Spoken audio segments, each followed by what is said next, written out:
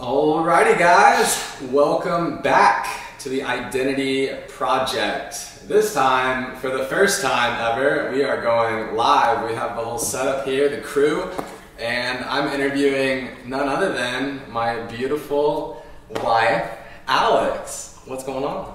Not much, just taking care of a baby. How much sleep did you get last night? Not a lot, maybe 4 hours. She's been But broken up. Yeah, she's been quite the trooper because she's been letting me sleep at night for the most part. So I appreciate that. But this isn't about your sleep. This is about your story. So we're gonna dive in and we're gonna take it all the way back, like we do with all the guests. So let's take it. Obviously, I know a lot of this information, but this is for all of the viewers and listeners out there. So let's take it all the way back. Elementary school. Where were you born? Plano, Texas. Plano, Texas. And for those of you watching right now, Josiah is sitting like right here. Y'all can't see him, but he's definitely just farted and let one go. Did he? That was nice. Yeah. Oh, yeah. Okay, so Plano, and what year were you born? 1992. 1992. Okay. Tell us about you as a child. What type of kid were you in elementary school? Do people remember this when you ask them? Because I really don't remember. I remember I was very kind to people, really nice, athletic, I guess, if you could be athletic in elementary school. But yeah, I was just kind and athletic and very outgoing and talkative. I talked to everyone because I'm the only child, so I didn't have a lot of people to talk to at home, so I just made friends with like anybody and anyone, anywhere, like the wall. I mean, I talked to people at Tom Thumb, the cashier people, made conversations with them, people at Subway, anybody. I wanted to be everyone's friend, but I was also really concerned about people. I remember there was a girl in my mom tells me this story all the time. She was, I think it was first or third grade. Her name was Elise, and they used to make us run laps and give us popsicle sticks. I don't know if y'all have to do this for each lap. Did y'all do that? Popsicle sticks. Like each time you got a lap, they like you got a popsicle every lap you went around the track? No, just sticks. Oh, so you could count how many laps you did. Because I think we had to do a mile or something. Got it. But this girl, she was super little and she couldn't run. Like she didn't like to run, and it just like she hated it. You knew she hated it. She like almost cried every time we had to do it. And she like had a really hard time one time. And people were making fun of her, and I came home and felt so bad and told my mom, I don't know why they make Elise run. She doesn't like to do it, and people are mean to her when she does it, and it makes me sad. I feel bad for her. I just wish I could run for her. My mom tells me that all the time. I don't know. I just was nice and wanted to be friends with everyone. So what made you, you've been like this since I've ever known you, but why do you think you're so nice? Like, where did you get that from? Your mom, your grandma? Who? Ooh, no. Your dad? My dad. Your yeah. dad? My Do you remember anything like growing up through elementary school that like you just saw your dad do that kind of, I don't know, inspired you to act a certain way, or did he see you do something and, you know, kind of, I don't know, like praise you for that, like opening a door up for somebody or something like that, or? Maybe. I really don't. My dad traveled a lot when I was growing up, so he wasn't at home very much. I don't know. I think I've seen my parents do kind things for other people, like not in their in their actions, not like kind of in their words. Like we've had my cousin live with us growing up, my uncle. Like, our house is always open for people. I feel like my parents are always letting people come over, giving people money if they need help with that. So I think I just saw that, not necessarily like the way they treated other people, but the way they helped out other people, I guess. Yeah. Did you? So let's talk a little bit about being an only child, because when I met you and found out that you were an only child after me being the oldest of 4, I was shocked to find out that you weren't like, I don't know, typical only child, I guess. So what was that childhood like for you? I mean, did you ever like ask yourself like, why don't I have any brothers and sisters, or like, did you have conversations with your parents about that, or? Not often. I think at one time maybe I was pretty content being an only child. I had my cousin lived with me, my aunt's daughter, Erin. So she was like 17 or 18 when I was in kindergarten. So we like hung out all the time. She would take me wherever she went. I had friends come over whenever. Like I kind of liked having people over when I wanted them over, and then not having people over when I didn't want them over. And I liked having all the attention. I didn't mind it. like from my parents, I guess you could say. My mom and I played. My grandma lived with us too growing up, so my grandma and I. When did she move in with y'all? When my mom was pregnant. Oh, okay. So. Yeah. So from day one, she kind of helped raise me, I guess you could say. Both my parents worked and stuff when I was little, so just whenever we were with Graham, so we were kind of besties. I don't remember being lonely, but as far as not being the typical only child, I think that my parents did a good job. I would say that I had everything I wanted, but I wouldn't have had everything I wanted if I didn't act a certain way. I mean, like, they've taken gifts back from Christmas. They have no shame. They don't care. If I act a certain way, I'm gonna get in trouble. Like, if I'm grounded for a week, I'm grounded for a week. Like, it doesn't matter. Like, I could cry every single day in my parents' room for 4 hours and staring at them. They don't care. So I think it was just, go ahead. Yeah, they disciplined well and they stuck to their guns and they were always on the same team. And if my mom said no, my dad said no, and just is what it was. This might be a little bit of a tangent, but that's definitely a very interesting subject. Obviously, we just had our first child, baby Josiah, over here, and we've been talking, I feel like, more and more about just, parenting and different strategies and, just kind of all of that, right? Reading all these different things. So talk a little bit about the dynamic, which I agree so much on, of what your parents did, in terms of making sure that they're on the same page before disciplining you, rather than you running off to one of them and trying to, I guess, manipulate them. Mm-hmm. I definitely tried, for sure. I think that their views, like the way that they wanted to parent, were already aligned with each other, so it wasn't like hard. Like, it wasn't like my mom wanted to do one thing and my dad wanted to do the other. They usually were very like, she did this, oh yeah, that's not good. She needs to be, like, it wasn't like, I know in your family, like, your mom always like kind of felt bad for you. Always like, no, I don't want that. Like, my mom was like, no. Like, they both were on the same page there, so it was not. And I guess I could say, like, if like one parent hadn't found out about something I did yet, and I tried to get around it. So my dad's always the easiest one. Like, I could sway my dad for sure. I guess daddy's girl. So if my dad hadn't found out what I had done, I would ask my dad, and then my mom would tell him after the fact, and then he'd be like, oh, no, you can't do that. Like, your mom just told me, like, and I'd be like, well, you told me I could. And he'd be like, I don't care. Like, I mean, so if they had said different things, it's because one didn't know something yet, and then they were just always on the same page. I mean, very rarely did they disagree, and even if they did, like, they came to an agreement because, like, you kind of have to. You gotta do it. Yeah, one thing that was really interesting to me when I first met you was just learning about your parents' relationship and, just how early they fell in love and got married and all these different things. So can you expand on that and kind of dive into your parents' love story, if you will? My parents have a good one. Like, all of it? I mean, so... Just talk about the beginning in terms of, like, after a few weeks and, like, all that. Yeah. Like the gym and how it all happened. They lived in the same city, but, like, on different sides. I guess it was, like, the typical, like, east side, west side. Like, my mom went to the east side high school, my dad went to the west side, so they didn't really know each other. Like, growing up, I think they had some, like, mutual people that they knew of once they met and, like, started talking, like, oh, you know that person, I know that person, whatever, but, like, they didn't know each other. And they're the same age, like, 7 days apart, actually.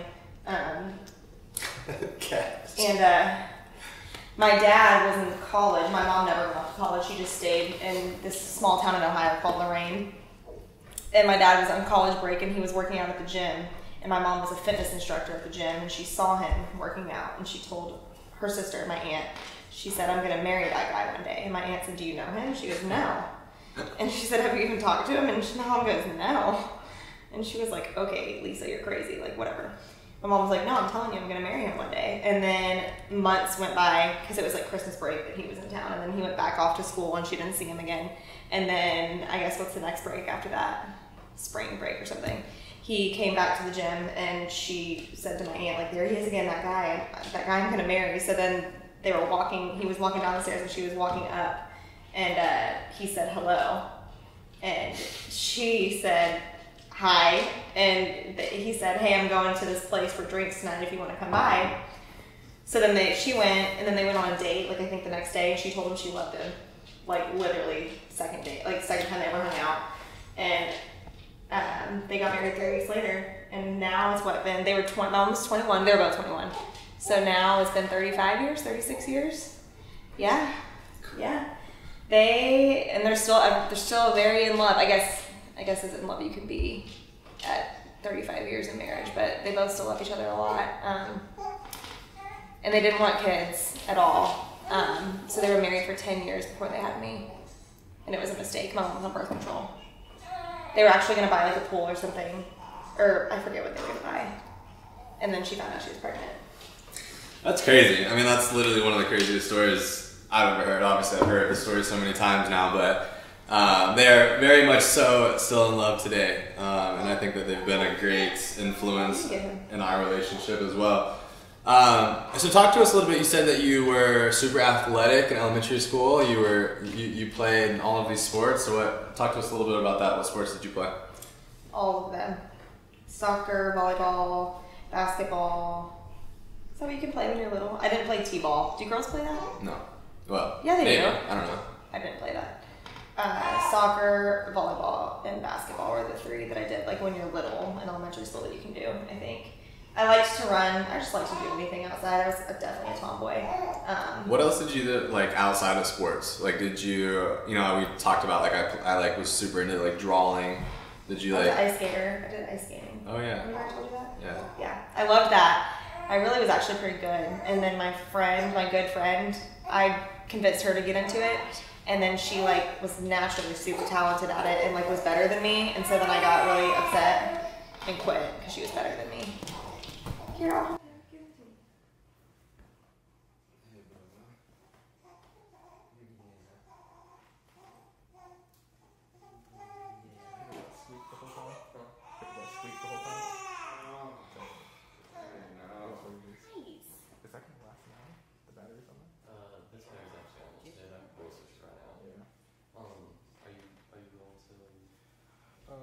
We'll cut real quick. All right, we're gonna cut real. Okay, so after you quit ice skating, what happened next? Did you just kind of stay with sports after that? Mm-hmm. Did you pick up any other hobbies? I mean, I like to draw all the kid stuff, I guess. My friend and I, Bria, you know Bria, yes, Indiana. Mm-hmm. She lived behind me. We used to ride bikes together every day after school. I guess that's a hobby. Like BMX? Literally every day. Like doing tricks and stuff? No, but it was like a daily thing. We were gonna go ride our bikes. And one time I face planted, our driveway was like super steep. And I got really brave. I don't know what I did, but I face planted. I remember I had a really bad injury on my face. But it was like an everyday thing after school. We would go ride bikes and we'd meet up with some boys in our class and just hang out. I remember that. That was fun. But after that, I was always just into sports. So I still played volleyball. That was probably my main. In middle school, I played volleyball, basketball, track, and cross country. So I dropped soccer. I didn't really like soccer. I was a little kid that picked the flowers when I was the goalie. I stood at the goal and just picked flowers. Josiah, is that what you're gonna do? I just didn't enjoy it. It wasn't fun to me. I guess because I don't really like running. Because basketball then became not fun to me too. So I liked track because I did the short distance stuff, like the relays, 4x1, 4x2, 4x4. I was pretty fast. So what would you say, from an identity standpoint, your identity in elementary school to your identity in middle school? What was the biggest shift?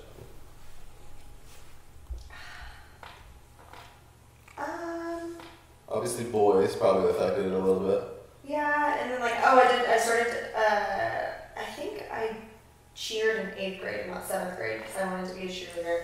I think it was wanting to be popular was probably the biggest shift, and because there was a crowd that was the cool crowd, it was the cheerleaders, and then it was all the guys that were good at football. It's Malcolm Hill and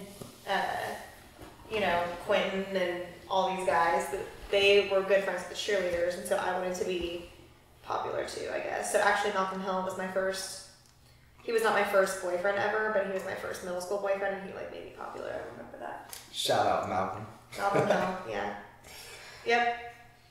So that's probably the biggest shift. And then I think I wanted to be a cheerleader not because I wanted to be a cheerleader, just because I wanted to be popular, I think.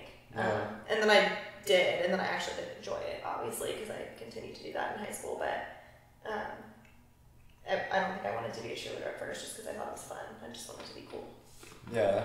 Well, I mean, especially from like coming from a kid that was like playing all these sports, and you know, not that cheerleading's not a sport, but probably a lot different. It's really not.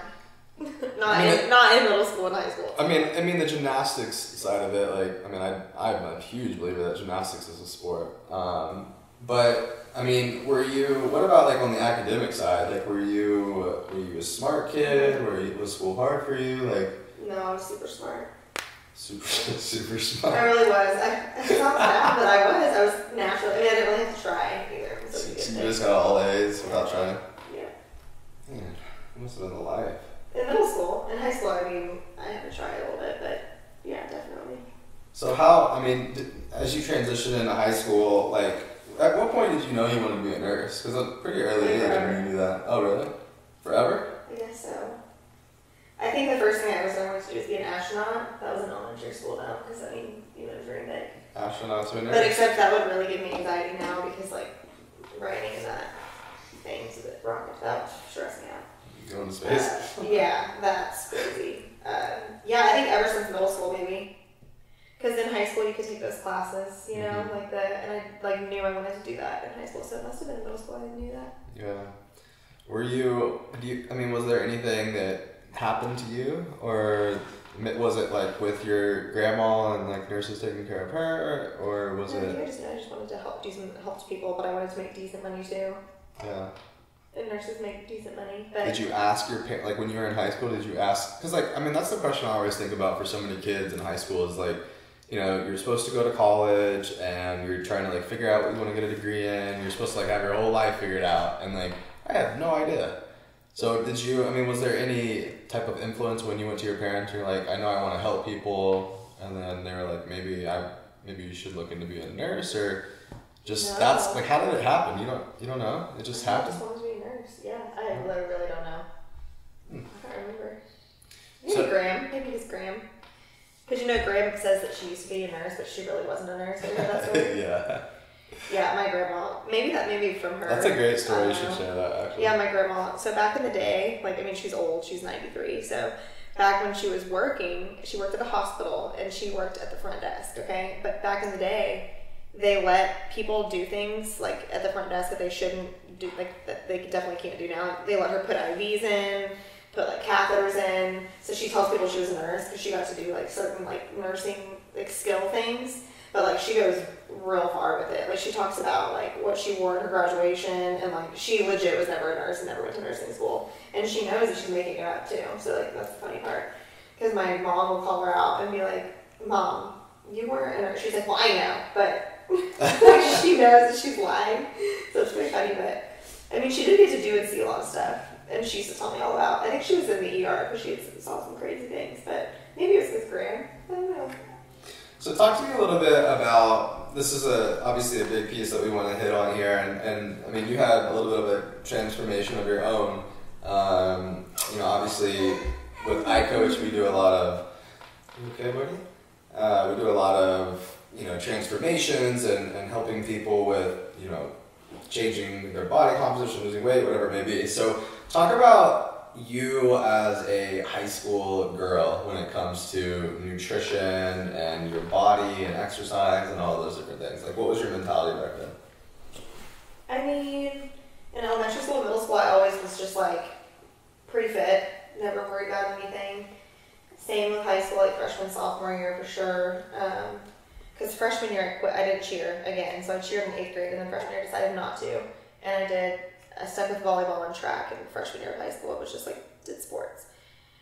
And then I decided after freshman year to just stop all sports and try out for cheer sophomore year. And so then I cheered the rest of high school, sophomore, junior, senior year, and quit all the sports. And so I think that's probably when it started to become an issue. But me and my parents always cooked healthy. Like, they always had healthy food in the house. They didn't buy soda, like nothing bad. So I think a combination of quitting all the sports and just cheering, and then when you can like be able to drive and you go meet up with your friends and you'll go to like Chick-fil-A and Sonic, and you start just going to eat on your own and do things with your friends because you also have a job, so you have money that you can spend, stuff like that.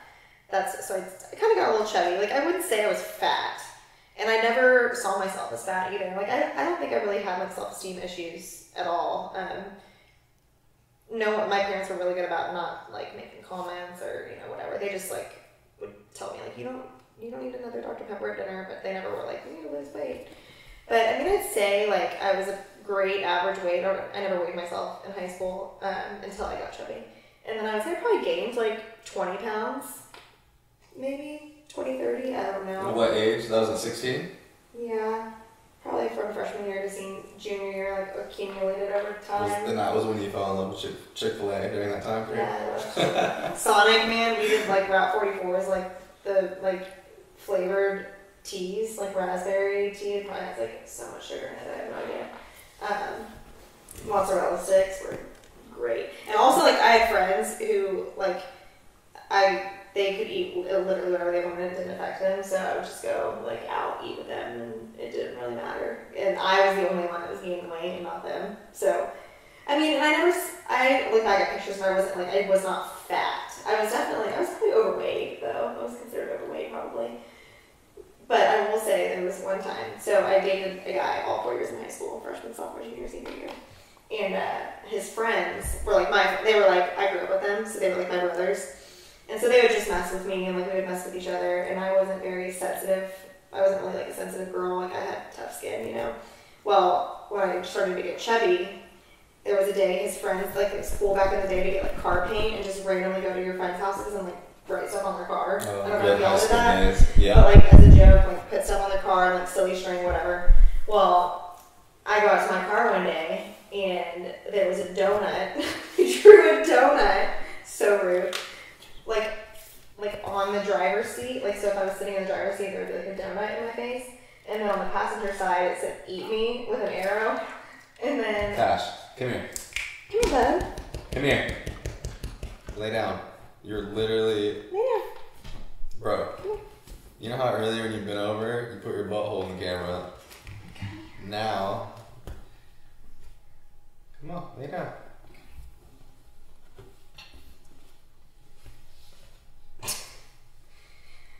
So anyway, they pretty much were like telling me I was fat through my car.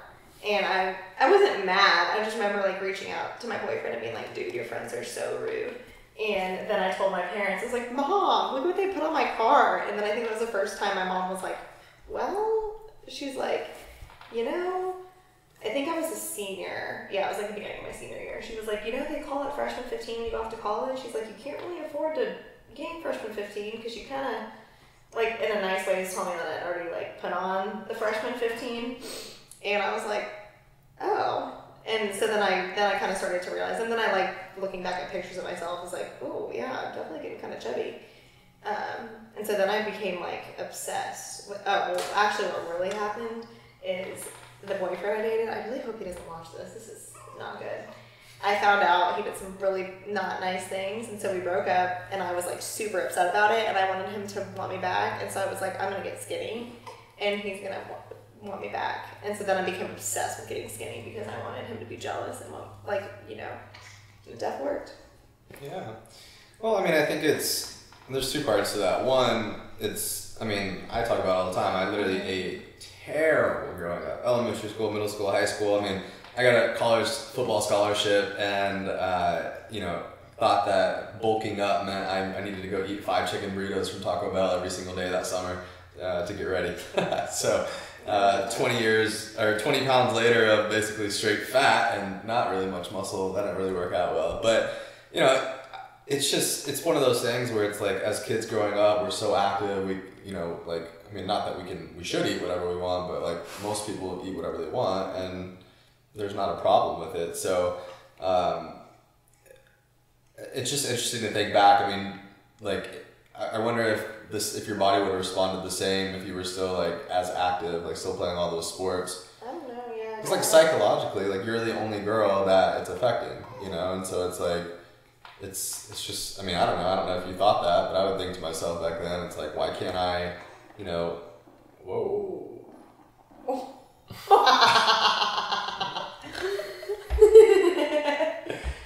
That was a good one, Bubba.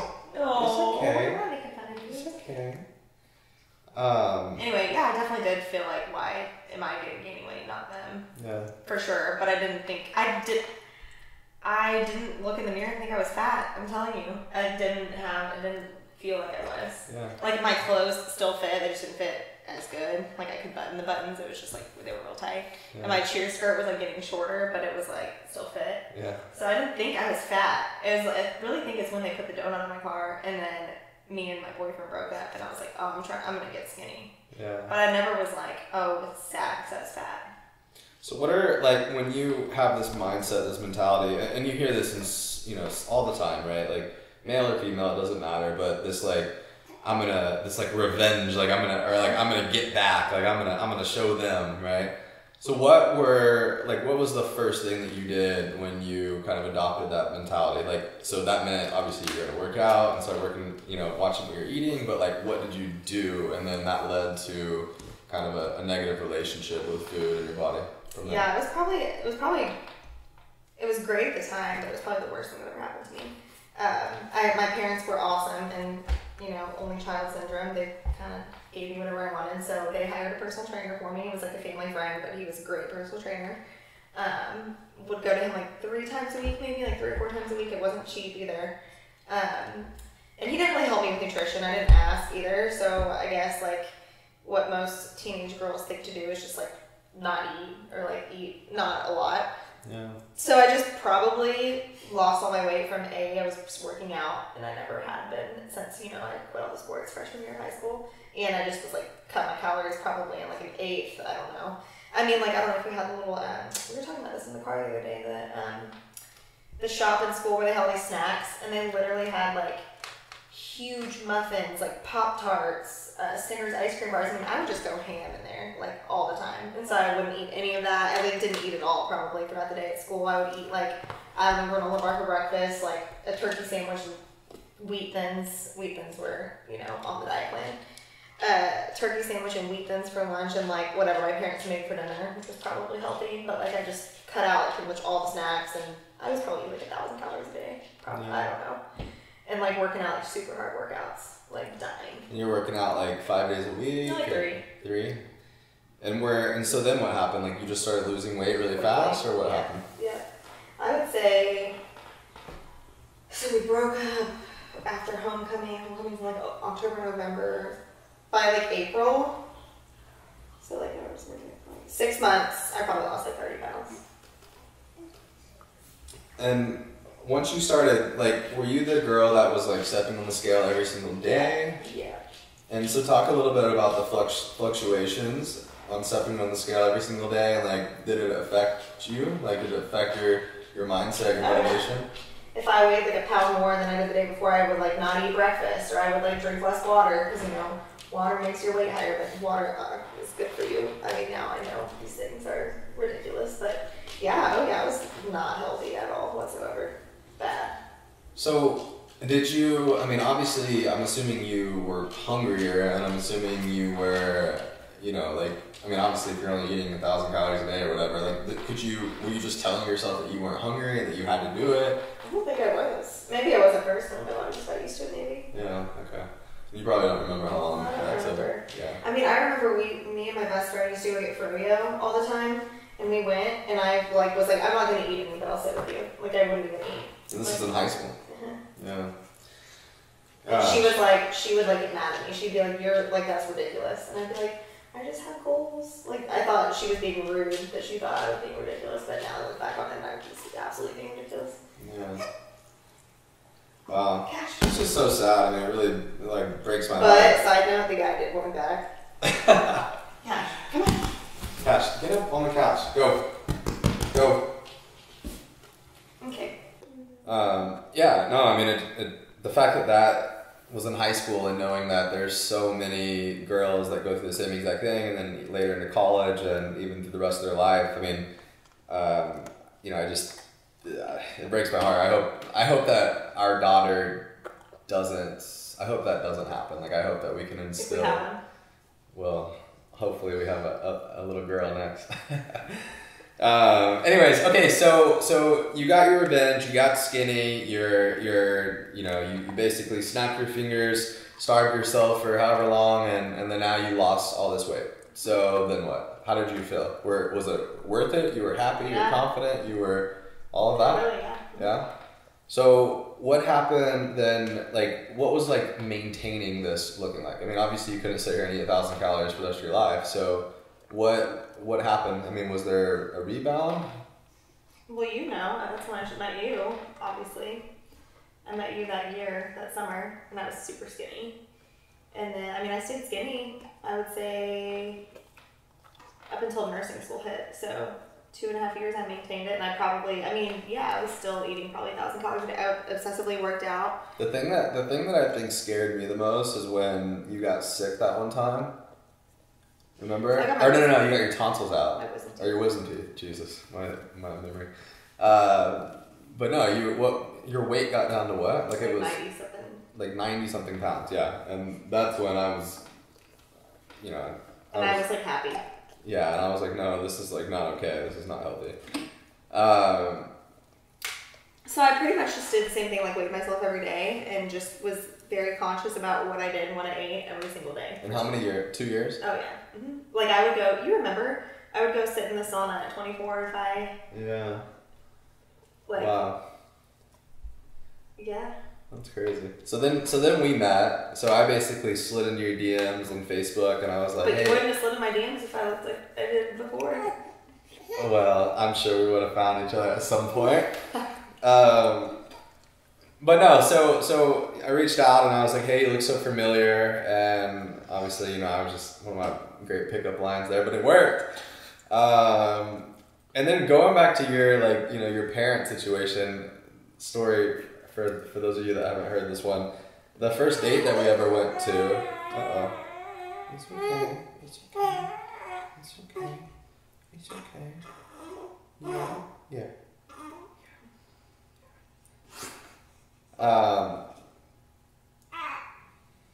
He's crying.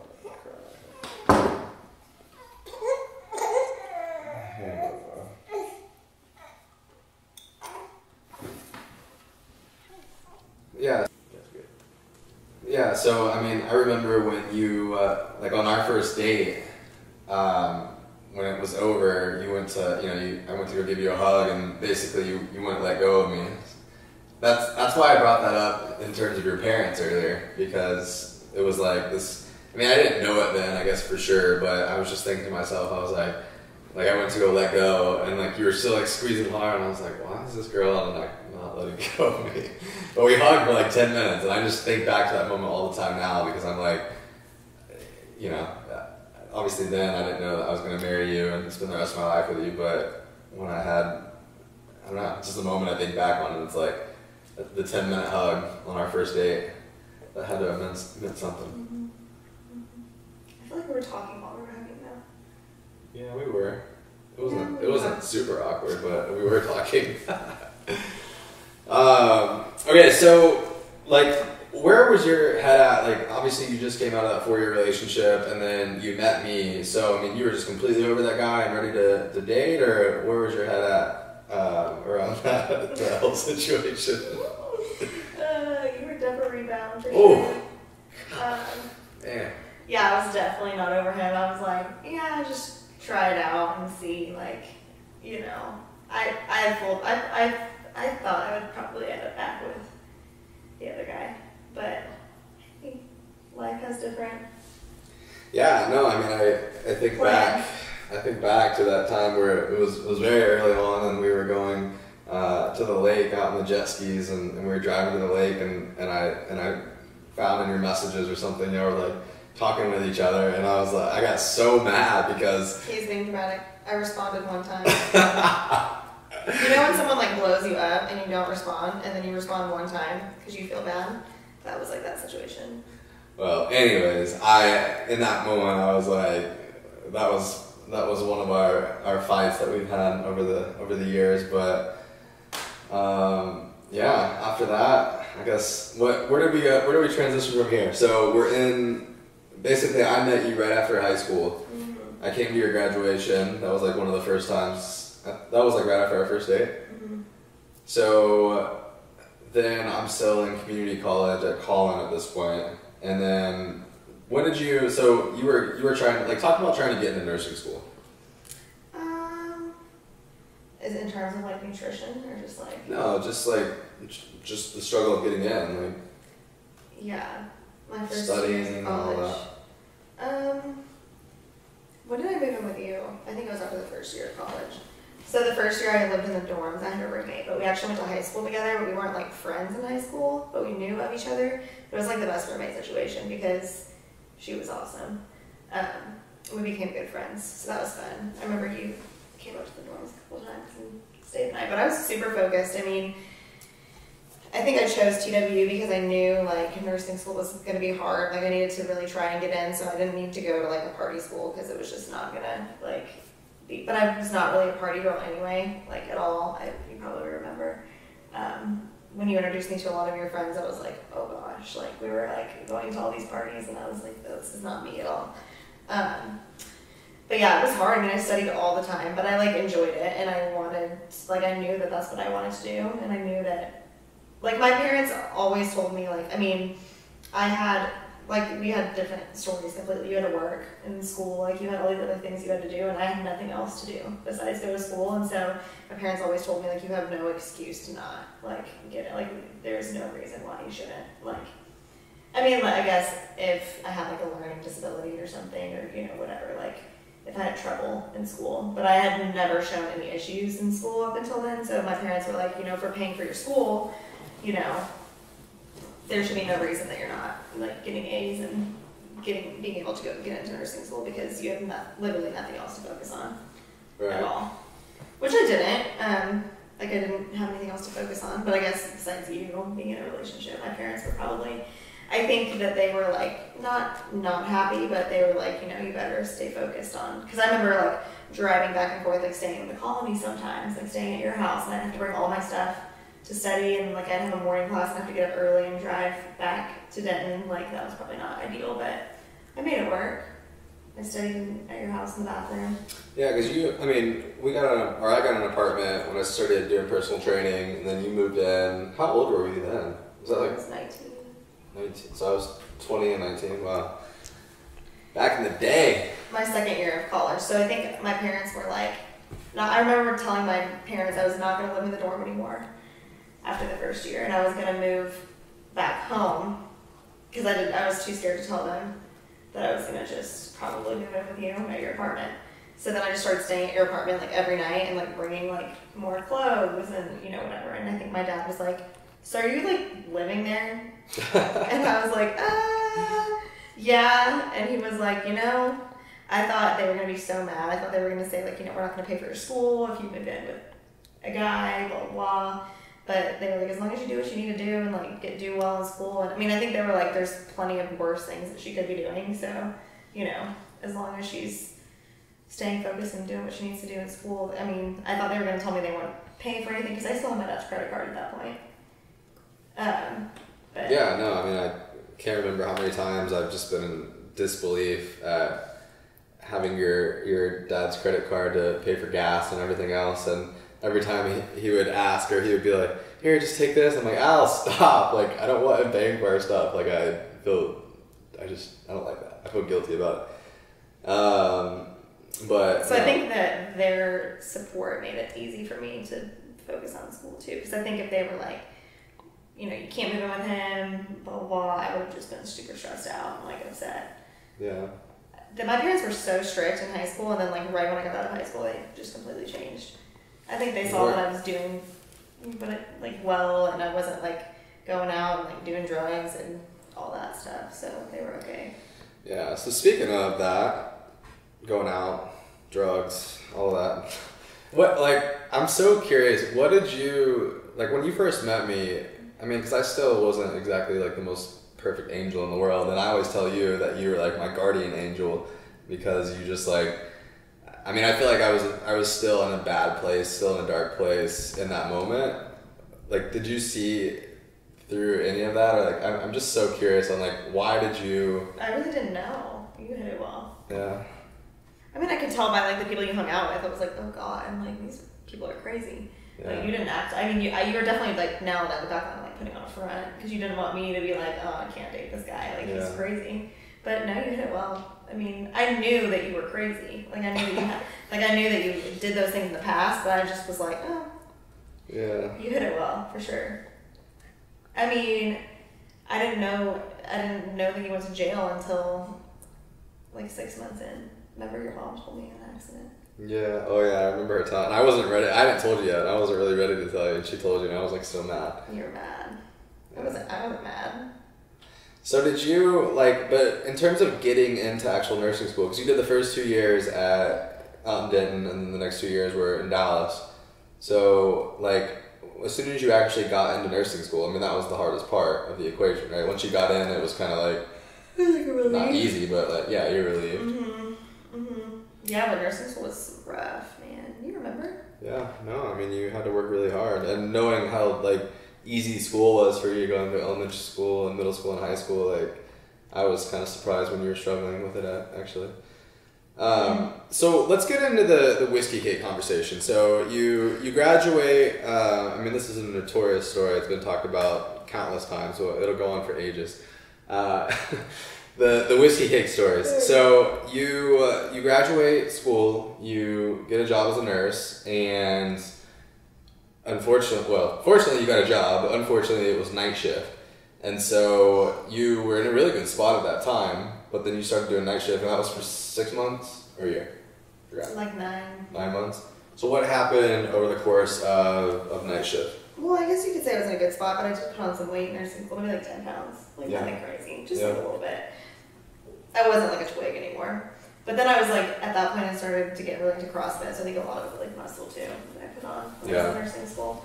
Yeah, I still looked pretty decent when I graduated, I could say. Yeah, night shift was horrible. It's definitely not for me. I think it messed with my hormones. I was super emotional. I cried all the time, I remember. But the actual shift, I loved.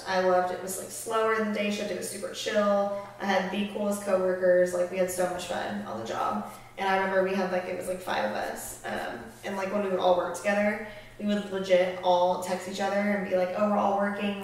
Let's all bring snacks. And so I would go to Whole Foods and get I don't even remember what I would get.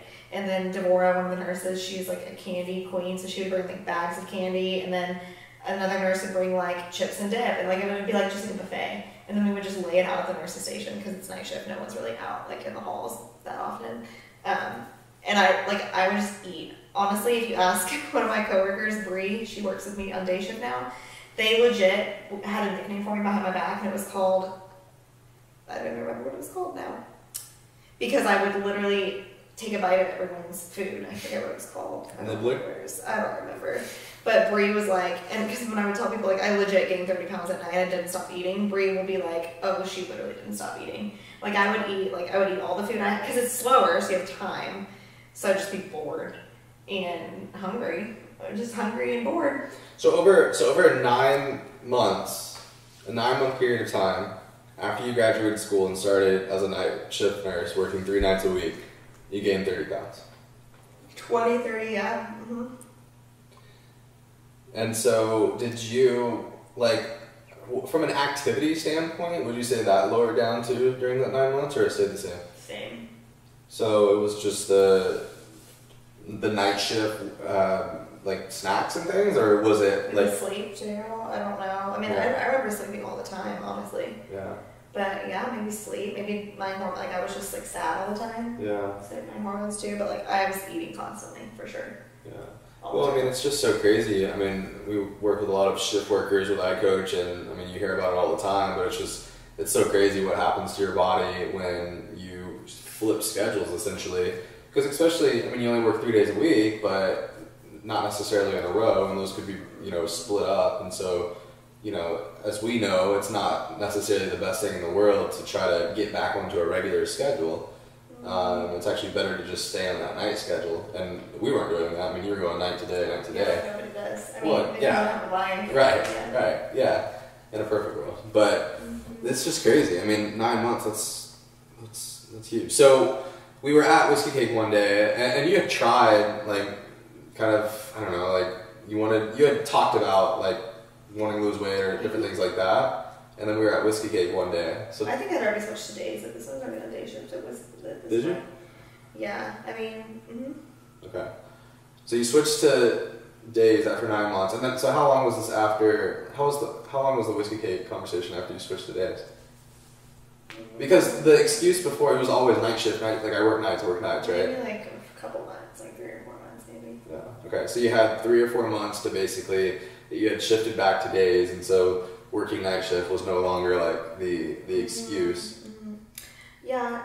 I also was like, you were competing still, and you were eating all the time. Like, you could eat whatever you wanted because you were working out so much. Yeah, competing or training like 3-4 hours a day. And we were always hanging out on my days off. And so I would just go with you everywhere you went, and every time you ate, I ate, and I would just eat as much as you. I was just hungry. And you weren't drinking at the time, but I would drink. So that didn't help either. Although alcohol really affects me too, like 100%. I can tell a difference. Yeah. I think, honestly, besides being so sick in my first trimester, I think that's why I lost a lot of weight too at the beginning, because I was no longer drinking, but that's another topic. But yeah, I'll get into that. Yeah, I definitely had a lot of excuses. I would say, like, I'm trying, I'm not seeing results, but I would say, like, I was trying while I was eating, like, a burger and fries and, like, drinking, like, 5 margaritas. So I just, like, thought I was actually trying. I think I would eat, like, healthy 3 times and could classify that as trying. Yeah. Well, I mean, I think a lot of us do that, though, right? It's like, I mean, even me, as I started on, like, the iCoach 90 this Monday, and it was like, here I am, like, day 5, and I'm like proud of myself. Like, I feel like I need a reward. Mm-hmm. But that happens to so many of us. It's like we do something, you know, for however many days, and it's just like, okay. And that's why so many people fall off after such a short period of time. And I think that's where like, I would get super, like, I was almost just, like, angry and annoyed because, like, we have a good friend where his wife, girlfriend at the time, is literally, like, 100 pounds and can eat, like, as much as him and still stays 100 pounds. So I would just be, like, super annoyed. Like, I eat better than her on a daily basis. Like, I don't eat as bad as her, and why can't I lose weight, whatever. So, like, why do I have to try so hard when some people don't have to try at all? And so I was, like, just frustrated, and I think I was like, maybe if I just, like, try half the time, or, like, I was probably trying less than half the time, but, like, maybe it will help, and it definitely just didn't help. But I think it was all the issues of, you know, me screwing myself up, starving myself too for those years and whatnot, and the working nights. But I just was frustrated, I think, at that point. Like, I would say I was trying, because in my mind I was trying harder than some people that didn't have to try at all. Yeah. I think. Yeah. Well, I mean, I think it's, again, something that we all struggle with, whether it's comparing ourselves to other people from a, you know, a body standpoint, or, you know, as a business owner, entrepreneur, comparing yourself to, you know, other business owners, and, or whatever it may be. Like, we have this thing that we do as human beings of, like, it's comparison syndrome, comparing ourselves to other people, and, you know, comparison, like the saying goes, is literally the thief of joy. Mm-hmm. So, like, talk about the whiskey cake conversation, like, dive into that. What is it? So we're sitting here eating, what are you eating? You're eating, like, a chicken and waffles? No, I never wanted chicken and waffles. I was eating, like, the basic breakfast, but it comes with, like, 2 biscuits and, like, eggs and bacon, and I definitely, like, ate the biscuit, and it comes with, like, a salad, like a greens, like arugula or something. Mm-hmm. I definitely ate the eggs, bacon, and biscuits, and definitely did not eat the salad because I didn't want it. And then I was drinking a Bloody Mary, which I usually don't order Bloody Marys. I usually get mimosa, but I was drinking a Bloody Mary, I remember. And we had just worked out at Strong. It was a Saturday, and Bria was with us, my friend Bria, and we had taken a picture. It was like a partner WOD, and so me, Bria, and Leah were all on a team, and I still have the picture to this day. We took a picture after the WOD, and I remember looking at the picture like, oh God, like, I look huge. And then we went to Whiskey Cake after, and I'm, like, eating that, and then we started talking. I don't know why we started talking about it, because I feel like we were always talking about it, because I was, like, not happy with the way I looked. Yeah. So we just talked about it all the time. And I think throughout, gosh, when I started to get bigger, you were, like, pretty honest with me, and, like, some people might say, like, you were rude, I don't know, but you were definitely not, like, telling me that I looked great, like, you know, like, you were pretty honest. Yeah, and honestly I was. I think that obviously it's a very touchy subject, and you have to know, you know, it's different for everybody, but I think that it can actually be inhibiting a sense if, it's like I'm a coach, right? And, my job as a coach is to make sure that, obviously like I lead with empathy in situations, but at the same time, like if I don't create awareness, if I just sit here and agree with people all the time when they know that they're messing up, then I'm not serving them. Like, and not to say that I was your coach, but at the same time, I had sit here and heard a story so many times from you, and at some point it's just like, hey, here you are, like saying all these things, but yet doing all of these things. And I think that was the moment, like when we kind of created that awareness that you were finally like, okay, like you're right, and like I'm gonna go all in on this for myself. Right. So yeah, you were pretty honest with me leading up to that point, and so we started talking about it, and I just said something again, like I don't understand why I'm not losing weight, like I'm trying, and you legit were like, how can you say you're trying when you're sitting here eating that? I don't know, you said something real brutally honest, and you were like, I mean, come on, like what did you eat for dinner last night and the night before? Like you were like getting hardcore, and I was like, really was like thinking about it, and then I was like, well, he's right. Obviously, I'm not trying that hard. If I, think back to what I ate for dinner the night before and the night before, and it's probably not good. And so then I started like crying, like got emotional. And Bria, my friend too, was like, man, like I feel like I'm not trying either. Like it was like just a motivational speech for both of us. And then I swear, remember me and Bria got memberships at 24 Hour Fitness like that next day or something. And I was like, all right, I'm getting serious. And then like even for dinner that night, like it just that day was like my turning point, because you just definitely opened my eyes. Like I was not trying, like you kind of had to be a little bit rude for me to realize it. And I think you kind of just said like, like it sucks, but you are somebody that's going to have to try for the rest of your life, and like so-and-so. Whoa, big guy. Woo! Dang, stretch it out. That's a 10 for sure. That's a 10, buddy. Beautiful. And like so-and-so over here, and this person might not have to try, but like you do. So like stop complaining about it and actually do something about it, and you'll be happy with the way that you look. And you said something like, like those people down the road are not going to be actually healthy. Like, like if think about it, like if you have to work for it and you have to do things, and you're obviously going to be healthier in the long run. It's going to be better for you in the long run, which is not what anybody wants to hear at the time. They're just annoyed. Like, why can't I eat chips and queso and drink margaritas and look like this person? I don't want to be healthy in the long run. I mean, everybody does, but that's not what you want to hear for sure. But I definitely was like, from that day on, got like serious, and I was like, it's fine. Like it's going to take time, but like I can do it. And like I never looked back for sure. Like, how many years ago was that? 3.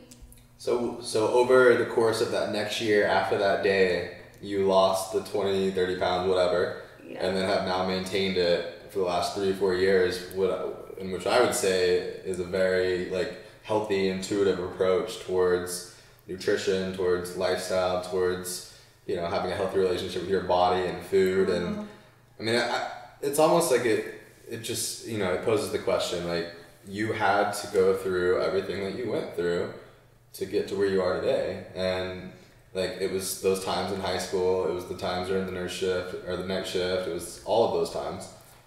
I mean, but aren't you glad that you figured it out at 23 rather than, I don't know, 53? For sure. I mean, I think the biggest thing I had to realize was like, I just don't have it as easy as some people, but that's not like ever going to change. Like my whatever genetics or whatever the reason is, it's not going to change. Like, so I just have to like do something about it then. Like that person's always going to be able to eat like that, and I'm never going to be able to eat like that, and like it's fine. Like it sucks at the time, but it just is what it is. Well, I mean, I think you took control of your life at that point. Like you took ownership. Yep, and then I will never forget, because we got a membership at the 24 Hour Fitness that we both worked at, back in the day, and one of the lovely personal trainers that works there was like, oh my gosh, did you just have a baby? When I went to go work out for the first time, and I was like, no, but that's why I'm here. And he was like, oh, I thought you had a baby. I was like, no. Yeah, quick note, personal trainers out there, Don't not a good ever. move. You probably don't want to do that, actually. That's probably not going to get you new clients. Yeah, he was like, oh, but you guys got married. I was like, yeah, we got married. But And he's like, oh, okay, that makes sense. She's like, that's what it was. Oh, yeah, it was definitely like, I was like, yeah, that just solidifies why I'm getting a membership to 24 Hour Fitness. I was like, well, you know, like just trying to get in like extra cardio, all the things. But who helped? Did you help me with my nutrition? I guess back then. I guess so. Yeah, we tried a few different things. I tried to help. I mean, obviously, you know, a significant other trying to help in that area is probably not the best idea. So I helped a little bit, but we also reached out to a few other people, and you know, we got it figured out. So transition after that, this is when I want to kind of start diving into kind of nutrition through pregnancy. So this is obviously a few years later, but this beautiful guy that y'all see right now, Mr. Josiah, he's now a little over 5 weeks old. But let's talk to us a little bit about when you found out you were pregnant. So you found out you were pregnant. This was what month? May. June. Yeah, June. So talk us through. Let's focus more on like the nutrition through pregnancy, because I think a lot of people might be surprised by this. You know, I think after everything you've gone through, and then knowing like what I do and our influence, and you know, she worked with Stephanie during this time, and all of these things, all like the perfect environment to have the perfect nutrition and plan through pregnancy. Mm-hmm. Then what happened? First trimester. Yeah, that was bad. I was really sick. I think I found out I was pregnant and I felt fine, and then like a week later I was like throwing up every single day. But I hired Stephanie like 2 weeks before I found out I was pregnant, actually, because I wanted to get abs for the summer. And I was a vegetarian before I found out I was pregnant, and I decided with Stephanie that I was going to start adding meat back in because I was not getting enough protein, and that wasn't going to help me get abs, and that was like my goal was to get abs. It was like perfect timing that you decided to make that shift to start incorporating meat and fish back into the diet. I was eating fish before. Oh yeah, that's right. You were doing. Yeah. Okay, that's right. I was a pescatarian, whatever. I was a pescatarian / vegetarian / Yeah, your dad likes to make fun of me. Yeah, I ate fish. But I decided I was going to eat meat again. So I think I had 1 week of incorporating meat back in, and then found out I was pregnant. And then I told Stephanie, and I continued to work with Stephanie. But then so a week after I found out I was pregnant, I was definitely throwing up every single day, and I legit could not eat anything. Oh god, meat was like the last thing I wanted. I would look at chicken and literally I could vomit just actually thinking about chicken. I think the only things I could eat were Pop-Tarts and Honey Nut Cheerios. I think that's probably which one I ate. I coach nutrition proof. And poor Stephanie, our calls were pretty much so did you eat today? And I would be like, no. And she'd be like, okay, so why don't you go eat a Pop-Tart? It was just you just need to eat. Eat something. Yeah, I mean, 'cause you literally threw up every single day for the first trimester. For the first 20 weeks. Oh, for the first 20 weeks. Okay, so, and you lost 12 pounds in your first trimester. Mm-hmm. Yep. You lost 12 pounds in your first trimester. Yeah, I did not look like I was pregnant until I was 5 months pregnant, at least. A little bit over 5 months pregnant. Well, I mean, Stephanie's only concern obviously was just we just need to get calories in you, so it doesn't really matter what you eat, right? 'Cause you're not eating it all and throwing it all up. So she would give suggestions. She was awesome at giving suggestions. She was healthier cereal options. Why don't you try this cereal, the Kashi brand, instead of if you can eat it. If Honey Nut Cheerios is the only thing that you can eat, fine, eat it. I don't care. Yeah. She was why don't you get the collagen protein and put it in the milk that you put your cereal in? Just tried to give me ideas, suggestions. She'd be what about smoothies? Could you eat a smoothie? And I'd be no, I will vomit. She'd say okay, don't do that. Yeah. She was just trying to help me find ideas, options to eat, and just kind of just be encouraging in the fact I don't really care what you're eating right now, just eat something.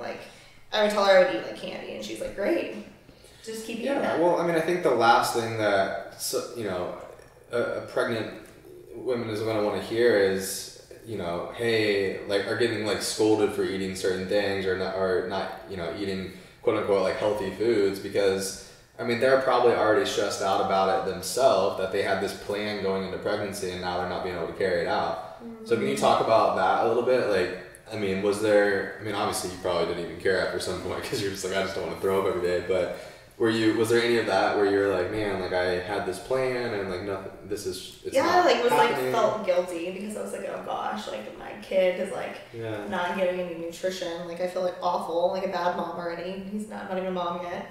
Yeah. And I felt, gosh, I was like terrified of gaining weight. I was like, gosh, what if all I can eat is Pop-Tarts and this, and I just like the whole time, and then I just get fat.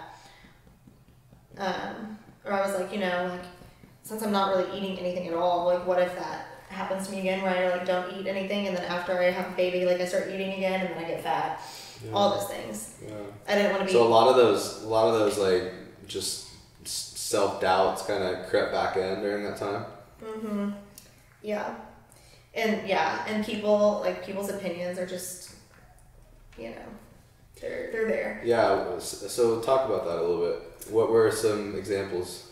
I mean, definitely not in the first trimester, because not a lot of people like look pregnant in the first trimester, but as I got a little further along, people would be like, oh my gosh, you don't even look pregnant, like, are you sure the baby's okay? And I'd be like, yeah, I'm pretty sure the baby's okay. Like, oh my god. I mean, all the time, people would be like, are you sure you're eating enough? Or like, how, like, that baby's gonna be too small. It's just like, I mean, so people get fat shamed for being pregnant, like, oh my gosh, you're gaining too much weight, but people also get, like, shamed the other way too, for sure. Yeah. Like, to the point where you're like, all right, people, like, I don't have any control over how big this baby is. I definitely didn't have control over what I could and couldn't eat. I mean, I was taking nausea medicine every day too, which I didn't want to do, but like, I mean, I had to take the nausea medicine just to be able to eat anything at all, and I still threw up at night. So, I mean, like, I was doing everything I could. But yeah, so like, to the point where I would ask my doctor, like, are you sure I'm not too small?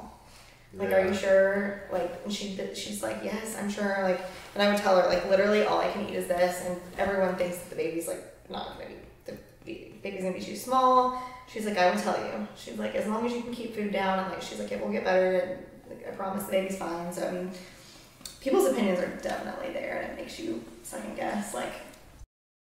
You talked about like the nausea medication. I mean, that's a whole other thing. Like, you didn't want to take medication. I didn't want to take meds, and then also people's opinions in that aspect too. Like, there's tons of different nausea meds that you can take while pregnant. Not tons. There's some that you can take while pregnant, and some OBs don't recommend, and some OBs do. Like my OB prescribes Zofran. Some other OB might not prescribe Zofran because they don't like it for whatever reason. So like, I was telling someone I worked with, and I'm a nurse, so like I work with all nurses, which doesn't help because like we know a lot about everything. So I told them, like, yeah, I literally can't function without Zofran, and one of them was like, you're taking Zofran? Like, that could cause birth defects. Like, your OB said you could take that, because my OB said I couldn't take that. And so it was like, oh god. So then I would like try not to take it because of what she said, but then I really couldn't like get through the day.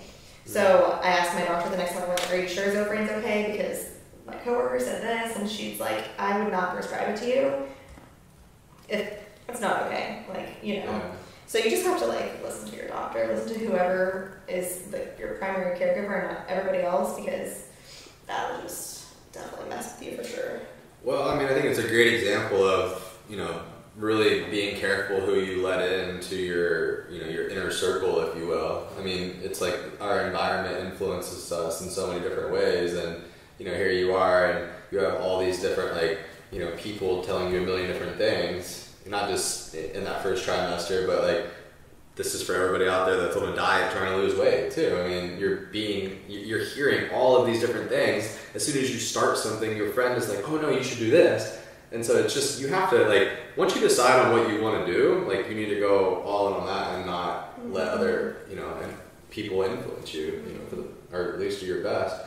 So what did the transition look like then from like into that second trimester? So first trimester was really, really hard, really tough. You lost 12 pounds, you were throwing up every single day. And you were eating just basically anything that you could actually get down. Mm-hmm. What were the 5 most common foods that you were eating during that time, would you say? Pop-Tarts, Honey Nut Cheerios, pizza. That was a thing. Like pepperoni pizza with jalapenos on it. Not healthy. What else did I eat? Bagels, and like oatmeal, maybe, I would say. Those are the 5, like carbs. Yeah. Carbs. And I've noticed that a lot. And I think we were talking about this. Like, I feel like that's actually pretty common. Like, a lot of pregnant women crave mostly carbohydrates, especially in that first trimester, more than anything else. And a lot of them have issues with protein. Yeah, the same way. They're like, oh my god, get that thing away from me. Mm-hmm. So that's definitely interesting. Okay, so what did the transition then look like as you go into second trimester? Things started getting better, or? A little bit. So second trimester starts at 14 weeks, and I didn't stop throwing up until like 20. But I definitely was able to eat more foods, like better nutritious foods. So I mean, I just remember like, not like, I definitely was like, okay, now that I feel better, I'm not gonna just like eat Pop-Tarts all the time. But I wasn't like, okay, now that I feel better, like I'm gonna eat like only healthy food. Like I just kind of like ate what I wanted, but the majority of it was healthy once I felt good. But like, I mean, like, you know, what kind of helped me when my stomach was that was like sour candy. So I'd always had like some sour candy in the pantry, or like Twizzlers. I would just have like a few like at night or whatever. But like, that's one thing you do a really, really good job of, is you can like, you always have these little things or whatever during pregnancy or just whenever, but you're so good about like just having a few. Mm-hmm. Whereas like me, as we all know, like if there's ice cream or whatever in there, like I'm gonna crush the whole entire thing. I definitely can't only have one piece or one cookie or one ice cream cone or whatever. I think that's definitely something I'm good at. But I think like as I was able to eat more, I definitely like craved salads. I liked like simple baked, like stuff that didn't have a lot of flavor was like key for me. Like just like ground turkey, rice, and avocado or something, like super basic with like sriracha. I like spicy stuff. Yeah. But like I could eat healthy foods, but it was like if we would go like places that we would go, like Ida Claire, and I got like that meal that just stuff that has like too much going on, it made me sick. Yeah. Yeah, I mean I remember you getting sick quite a bit even then. So when did you finally feel like you could actually like start prioritizing like your nutrition and like eating healthy again? Like at what point? Probably like 20 weeks. 20 weeks? So as soon as you stopped throwing up, basically? Mm-hmm. Okay. And so what did you try to do then? Like what were like the first steps for you to try to say, okay, like I'm feeling better now, I do want to prioritize this? I think we started meal prepping again, or like, because I remember like in the first trimester you would cook and like not even like make me stuff anymore because you knew I wasn't like gonna be able to eat it. Yeah. I wouldn't buy you food at the grocery store or anything. Yeah, so I think you just started like meal prepping again for me, and so I would take, healthy lunches to work. I would replace like my bad snacks, like healthy snacks, like yogurt. Like I would do Greek yogurt. I would do. Gosh, sit down. Come here, bud. Sit. Come on. Good boy. Lay down. Oh, big guys. I know. I would do like fruits. I would do like an apple. I would do like the little orange things. A bag of carrots. Like I would just like try and just bring like healthy snacks. But I also would bring myself like a dessert or something, like just to satisfy like. But I feel like once I got like not sick, I just ate like I normally did. I didn't really have like, people would ask me like, what are your cravings? And I'd be like, oh wait, nothing really. Like I just eat like normal. Yeah. So I had one craving, that torchy taco was the only thing. Yeah. And I probably only ate that like twice a month. Yeah. Maybe. Yeah, well, I mean, you had, so the cravings in that first trimester, it was just mainly. It wasn't a craving. Like I would tell people, this is not like I'm craving it. It's like the only thing I can eat. Got it. Okay. Like I didn't like, it wasn't like, oh man, the Pop-Tart sounds so good right now. Yeah. Okay. So the first 20 weeks were just about, this is literally the only thing I can eat without throwing up. Yeah, I'm just trying to survive. And really, it's just a test play, because some of the things you thought you were okay with, you still went through it. Mm-hmm. And at 20 weeks, you were able to start eating healthy. Mm-hmm. So define, like, give me an example day of like healthy. Like what did, like once you started being able to kind of eat better. Like a work day? Yeah, why don't we give an example? Obviously you're a nurse, so an example work day and then an example just at home, regular or off day, I guess. Work day, I don't really eat like a good breakfast, honestly. When I work, I just get like a bar, like whatever. So. And so you work from 7 a.m. to 7 p.m. Yeah. Just so they know that. So I eat the bar, take it with me. And What's a bar? Whatever ones you buy. It's like, the Epic chocolate peanut butter bars, the RX ones, or like what are those Cliff Kids ones, like the Z bar, whatever we have in the pantry, I don't know, we buy. Got it. Okay. We buy, probably not, they're not all great, but some of them are okay. Oh, Kai's were like a big thing I was eating a lot too. Yeah. The chocolate mojito flavor. So take that and then maybe like an apple or something, and I would eat it like when I got to work, like after I got a report, I would eat it like while I was getting a report at the desk or afterwards, with coffee. And also a lot of people judge you for drinking coffee when you're pregnant, but you can have up to 200 milligrams or less. Your doctor says you can, and so people can not judge. He was fine, okay. So yeah, I would eat that when I got to work. And then like, gosh, so once I started feeling better, I was hungry literally every hour, every 2 hours. So then I would eat like an orange, and then I would eat some carrots, and then I would eat, what are those things I would buy from Whole Foods, like rice, they're kind of like rice cakes? No, they're like nut thins or something like that. Oh yeah. They're like crackers. I would have like some crackers and then one of those like skinny cow cheese things. You know what I'm talking about? Yeah. Like a cheese and like dip it in the crackers. And so then I would literally probably have like those 4 snacks until I ate lunch. I don't eat lunch like 2 or 3. And then it would be something that we had meal prepped, like ground turkey, rice, and avocado. Or I would bring a lot, like if we didn't meal prep anything, I would bring like the little like bread thins that we get from Whole Foods, little wheat thins, and just like put avocado. And then those like Applegate sausage things, the frozen ones that I would buy, I would heat them up in the microwave and put like avocado in those and make like a sandwich or something. Maybe not great, but if I didn't have anything else meal prepped. And then I would maybe eat like one more snack before I went home. I would bring like granola and put it in some yogurt. And then by the time I got home, you had dinner like made, usually, whatever you made. What's your favorite dinner I make? I'm like super over stir fries, so I can't deal. They're so easy though. Back then when I was pregnant, maybe like salmon. I like salmon. You would make like salmon and broccoli and rice or something. Salmon and, or like I like. You like salmon, broccoli, and wild rice. I think that's one of your favorite meals. Mm-hmm. Or I like when you do the shredded chicken, like when we started doing the shredded chicken and we can put it, like Oh, yeah. tacos are like always a good thing for me. The crock pot meals. Ground turkey or like tacos, anything, ground beef, and we just put it like with pico and like spinach in the taco. That was always good. Yeah. So like I was not picky when I started to feel better when I was pregnant. I would eat pretty well most of the time. Yeah. And then we'd have ice cream in the freezer, and I would have one for dessert, or like a few of my sour candies, and then that was it. So what about your like workouts during pregnancy? So the first trimester, or the first 20 weeks, you're throwing up every day. I still went. Were you working out then? Yeah, we were going across to Addison, but I would probably go like maybe twice a week. And then when I felt good, I would do like a spin class on ClassPass with like Leah friends or whatever. And then through the second and third trimester, about the same amount of workouts or so? I tried to go every day I was off, so 4 days that I was off, maybe missed one, so yeah, about 3. And I did a lot of like spin class. The spin class is like the best thing for pregnant people, I feel like, because it's like a good workout. But I was told by my chiropractor to not do like squatting with weights, because when you're in labor, you like are not able to relax, I guess, if you do that. So I didn't do a lot of like weight training towards the end. I did like upper body weights, but not like lower body. Huh. So you're doing, I mean, I'm sure all people that do like lower body weights, you're fine, but I just didn't. Yeah, I mean, I've never heard of that before. No.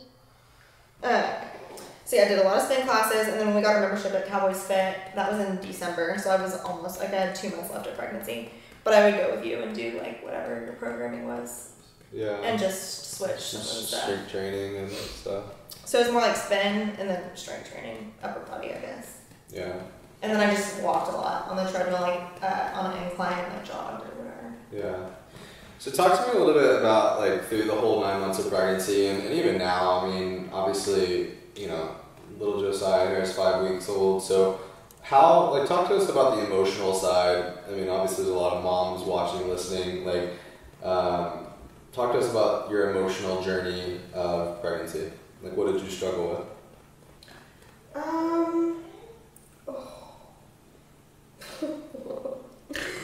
At the beginning, I was more just like, God, I felt so bad to even like think about anything else. I think I was just like so miserable. I was like, when am I ever gonna feel good again, kind of thing. But I was also like terrified because we were not planning on having kids, and I was like, oh god, like, am I gonna be a good mom? And I think that was like definitely a struggle throughout the whole thing, just like being anxious about like just being mom in general. I mean, I have anxiety as it is, so that was like, I knew I was gonna probably have issues. And then like postpartum, I knew I was gonna have issues too, just like being anxious about literally everything. So people might think this is weird, but I encapsulated my placenta. My doula did, and it's supposed to help, and I think it does. But yeah, I didn't really have like, I know a lot of pregnant people are like super emotional, they just cry about random stuff, like the microwave is broken, they're crying. Like I didn't cry about like dumb stuff, I feel like. But I was just like, maybe anxious, I guess, about being a mom. Yeah. All the things that were gonna come with it, maybe. Yeah. So how are you doing? How are you doing now? I mean, it's only been 5 weeks, but how's everything with him? I mean, how is being a mom? How is staying up at night? How's breastfeeding? How's everything thus far? So I think I'm like definitely a realist in the sense like I didn't think it was gonna be super easy. Like I was not going into it thinking like, oh, this is gonna be so great. I mean, being a mom is so great, but I knew it was gonna be hard. So I think I like prepared myself for the hardness part of it. But I think the first week was like really bad, like just as far as like how much your life has changed, like the anxiety of like, wow, like my life is literally not my own anymore for like at least the first couple months. What? No. It helps me stay asleep. No, but I think they can pick that up. And so it wasn't like anything like, oh my gosh, like I wish he wasn't here, but it was like, oh my gosh, this is like great, like this is like Life changing. Yeah, on another level of life changing, like wow. And in the hospital now, they don't take babies to the nursery anymore. Like they're in your room, which is great. Like I think it's great because it prepares you for sure. So like from the night we got there to the hospital to get induced, the day we left, so we were there for 3 nights total, and I slept 7 hours in the 3 nights. So in 3 nights, I got 7 hours of sleep, which is the normal person's like 1 hour or 1 night of sleep. And I was just like, so I think then we came home, and our first night home with him, I got no sleep. So like the first week was just like so bad because like I was like, oh my god, like I can't even function, and I have to take care of like this human who needs something literally every hour, like every hour to 2 hours.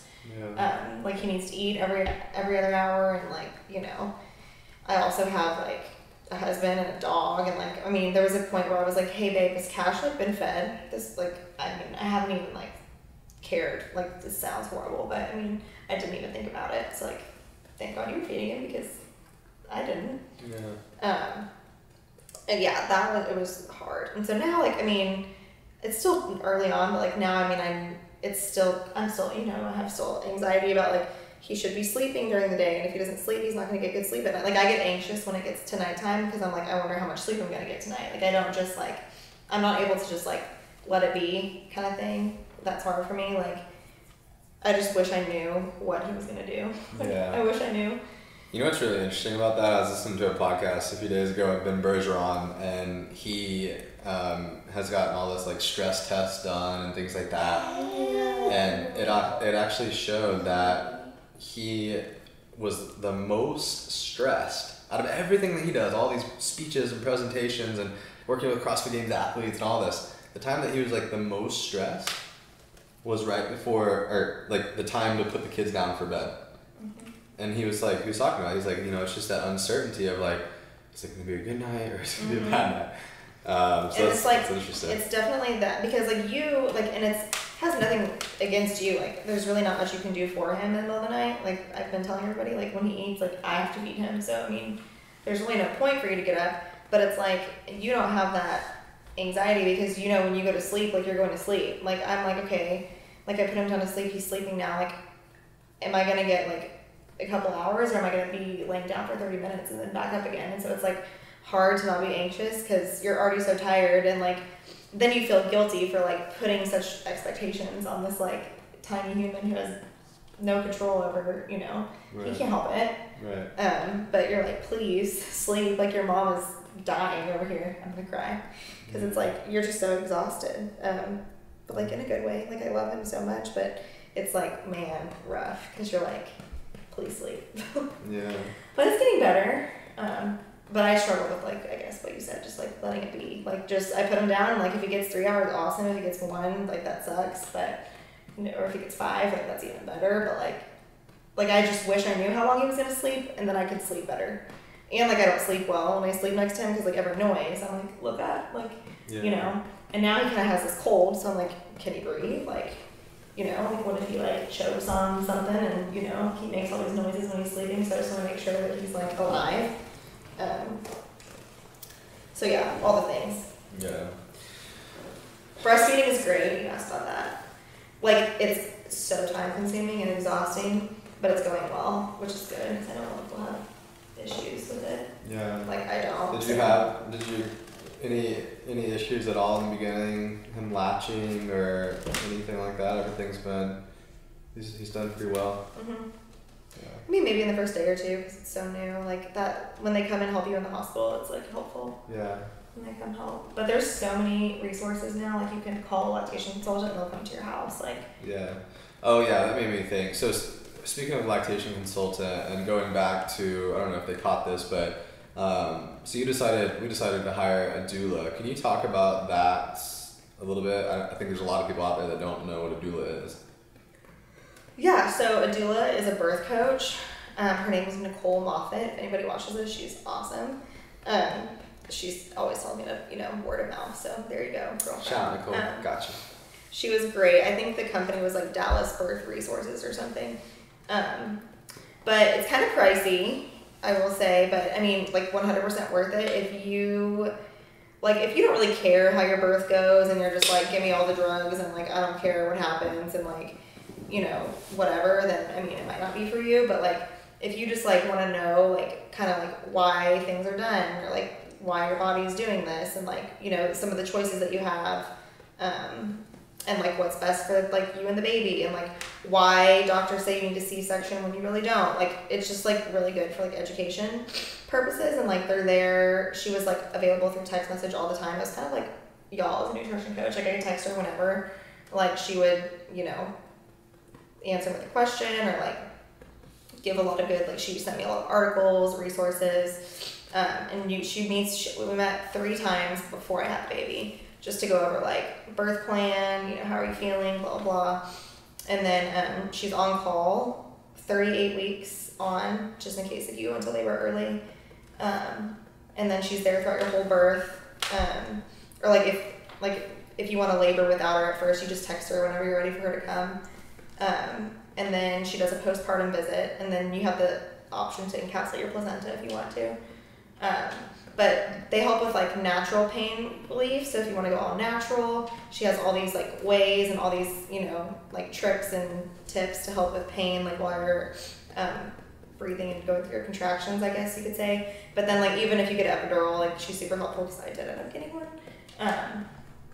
I was induced, so like when you're induced, your contractions are more painful, and I just pretty much told myself if I get induced, like I know I'm gonna get epidural probably, and I did. But she was still really helpful through that process, I think. I would say 100% worth it, like for sure. Yeah, and I think, you know, for me, I didn't really know what this was or what to think of it other than, you know, sure, honey, right? It's expensive. Yeah, and it was expensive, and without me really knowing what it was, but I mean, I will say I think it gave me, you know, just a kind of a peace of mind, especially that day when you're delivering, and really just kind of sitting back and helping wherever I can, rather than, you know, you feeling like you can only reach out to me or your mom. You had kind of a coach there in the room coaching us all through the process. And she's your coach, so there's no element of relationship with like a family member or anything like that. Like it's your coach, and you look at them as a coach. So I agree. I think even if it was only for the peace of mind of you and like you feeling, you know, like you were getting coached through the process and just having that for yourself, like I think it was great. I think it definitely helped me with just I guess, kind of knowing what to do, if you will.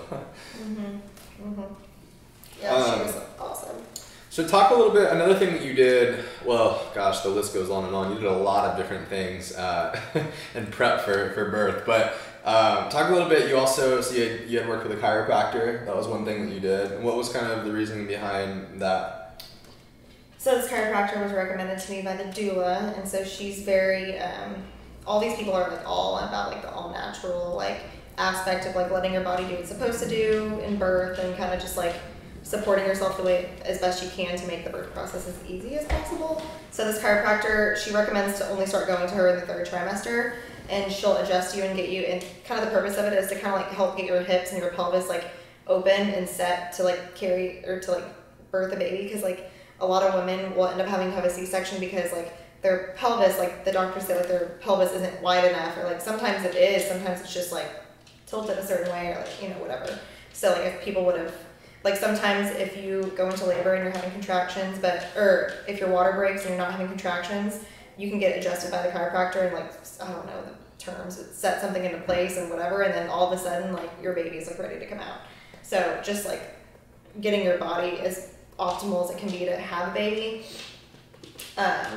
And then I actually did acupuncture the day I was induced, because this guy does acupuncture that induces labor, so I was like trying everything I could to make him come on his own before I had to get induced. It didn't work, obviously, but. And then since then, he's had his first little adjustment. That was last week, right? It was April 1st, so 4 days ago. 4 days ago. And so that's just supposed to help with like, so when he breastfeeds, like on one side, he likes to turn his head more, I guess you would say, to his left, maybe? Yeah, to his left. So when he's breastfeeding on like this side, he like, sometimes I have to like grab his head and like turn it really hard for him, because he likes to turn his head the other way, so it kind of helps with that. Digestion, which his digestion's been fine, but I think it has helped a little bit with his latching on the other side. How many diapers do we go through a day? Like 10. For sure.